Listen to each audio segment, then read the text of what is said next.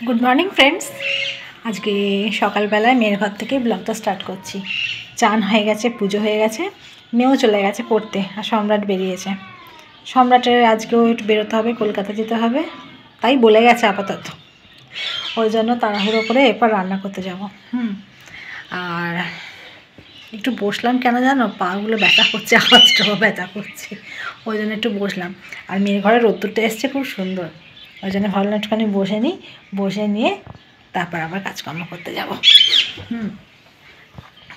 আর আজকে তো রবিবার, কিন্তু সানডে স্পেশাল কিছু রান্নাবান্না হবে বলে মনে হচ্ছে না। এখনও মা চলে আসেনি, জানি না আসবে কি আসবে না, তাও জানি না।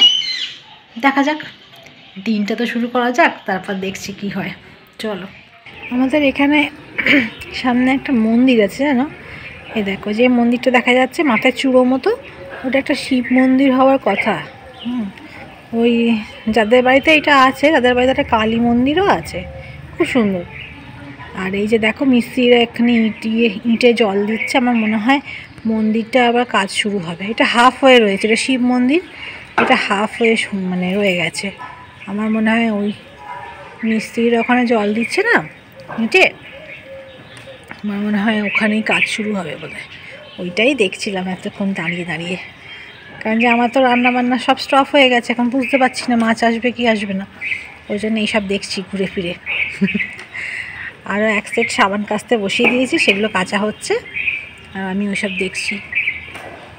দেখছিলাম এখন দাঁড়িয়ে দাঁড়িয়ে যে ইঁটগুলোয় জল দিচ্ছে, তার মানে মনে হচ্ছে কাজটা শুরু হবে। চলো,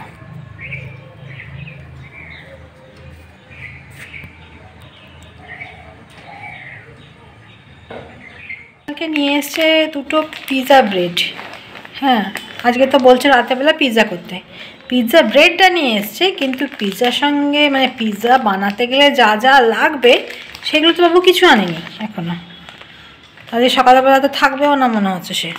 কী করে রাত্রিবেলা পিৎজা ব্রেডটা হবে শুনি, জানি না কী করে হবে। পিৎজা করতে গেলে পিৎজার যা আনুষঙ্গিক জিনিস সেগুলো তো সব লাগবে। টমেটো সসটাও শেষের মুখে চলে এসছে, ওইটাও আনতে হবে। তারপরে একটু চিজ আনতে হবে, বলো না, এই অল্প তো একটু দিতে হবে, নাহলে পিৎজাটা ভালো লাগবে খেতে। তারপরে সবজি নয় যা আছে হয়ে যাবে। আর ভেজ পিৎজা করবো ভেবেছি, তা আবার দুটো নিয়ে এসছে। তিনটে হলে আমাদের সবাইকার হয়, তিনটে যদি হয় তো সবাইকার হবে, দুটো হলে অসুবিধা, দুটো হলে কাড়াকাড়ি হবে, দুটো হলে মারপিট কাড়াকাড়ি করে খেতে হবে। সেটা কি ভালো লাগে বলো, সেটা ভালো লাগে না। তা আরও দুটো, আরেকটা প্যাকেট ব্রেড আনলে হয়ে যাবে, একটা থেকে যাবে, তিনটে করে নেবো। একটা প্যাকেটে দুটো করে ব্রেড থাকে, ভালো এই পিৎজাগুলো ভালো। আর আজকে কত তারিখ, 12, তো 13-14 অবধি ডেট আছে, তারপরে এক্সপায়ার করে যাবে, তারপরে খাওয়া যাবে না, করলে এর মধ্যেই করে নিতে হবে। তো সেই জন্য ওকে বললাম যে চিজ নেই, টমেটো সস নেই, পিৎজা সস আর দিই না, ওই টমেটো সস দিয়ে হয়ে যায়। কী দিয়ে কী করবো তাহলে বলো, এরপর জানি না কী দিয়ে কী হবে, দেখা যাক, বসে থাকি। যদি আসে বাবু, এখনও তো বাড়িই ফেরেনি, জলখাবার খেতেই আসেনি সে, দেখি কখন কি আসে, তারপর কথা বলে ডিসিশান নিতে হবে কী হবে কী হবে। চলো, সম্রাট মেয়েকে নিয়ে এলো, নিয়ে এখন নিজে বসে বসে মারপিট করছে। ওই যে মেয়ে রুটি খাবে না গো, কচুরি কিনে নিয়ে এলো নিজের জন্য, ওই ঠোঙাতে কচুরি আছে, মেয়ের সঙ্গে মারপিট হচ্ছে। হ্যাঁ, কখন খাবি তুই, আমিও দেখছি। আবার আদর হচ্ছে।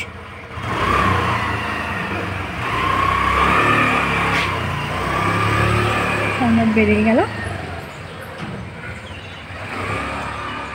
মেয়ে নিজের খাবার নিজেই কিনে নিয়ে এসছে বাবার সাথে গিয়ে, অসভ্য কোথাকার, জল খাবার খেলো না জানো, 5 মিশালি তরকারি খেতে ভালো লাগে না, 5 মিশালি তরকারি খেতে ওর ভালো লাগে না, তাই ও নিয়ে এসে কিরে ডালপুরি না নানপুরি, দই কচুরি, দই কচুরি নয়, দই পরোটা, কিছু একটা হবে, যাই হোক। কি বলে ভুলে গেছি, দই পরোটা বলে, দই পরোটা আর আলুর দম কিনে নিয়ে এসছে, তাই খাচ্ছে। আজকে আমাকে সবাই ভোগাচ্ছে গো, মা চলেও আসেনি। দেখো না, কিচ্ছু রান্না হলো না এখানে, শুধু মেথির শাক হয়েছে আর এখানে মেয়ে আর ওর বাবার জন্য একটু কপি ভাজা করে রেখে দিয়েছি, আর এখানে হয়েছে একটু ডাল, এই দেখো, আর কিচ্ছু হয়নি। আর আলু ভাতে দিয়েছিলাম, ভেবেছিলাম মাছ এলে মাছের একটুখানি দম টম যা হোক বা কালিয়া কিছু একটা করব, কিচ্ছু হলো না, কি আর করব। আর এই দেখো এখানে দাঁড়িয়ে দাঁড়িয়ে আমি কাটছিলাম এই পিৎজার মশলাগুলো, কেটে রেখে দিলাম, তাহলে সন্ধ্যেবেলায় তাড়াতাড়ি হয়ে যাবে। সন্ধ্যেবেলায় নয়, রাতের বেলায় হবে, রাতের বেলা ডিনারে আজকে আমাদের পিৎজা হবে। দেখা যাক, একরকম প্ল্যান করে রাখি আর একরকম হয়, তো ওই জন্য না খুব মুশকিল হয়ে যায় গো। হ্যাঁ, ভাবলাম যে মাছ এলে মাছের কিছু একটা করব, আর মাছ আমাদের অনেক দিন হয়নি, মাছ হলে অনেক দিন আসেনি। কালকে সম্রাট বললো যে আমি বাজার থেকে মাছটা এনে দিলাম, না না রবিবার তো ও আসবে, এই জন্য বলে না কারোর ওপর ভরসা করতে নেই, কি বলবো বলো। ঠিক আছে, এগুলো কাটা হয়ে গেছে আমার। আর ভাবছি তাহলে কী করবো, ডিমের অমলেটই করতে হবে দুপুরবেলায়।